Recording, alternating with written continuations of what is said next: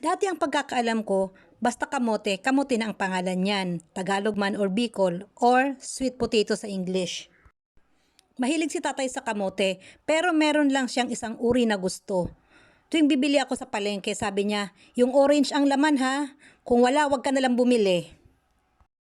Ang gusto niyang uri ng kamote ay bibihira lang ang may tinda sa palengke. Kailangan ko munang ikutin ang buong palengke para makahanap. Swerte na kung meron. At ang presyo ay mas mahal sa karaniwang kamote. Sabagay di naman ako nagtataka kung bakit ang nagustuhan ni tatay.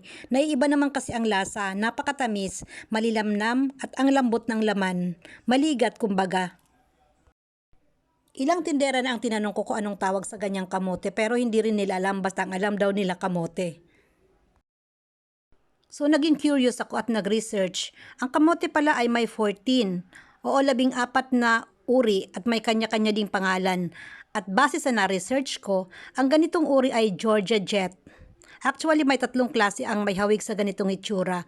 May Red Garnet, Beauregard at ito ang Georgia Jet na mas kahawig pati ang kulay ng balat.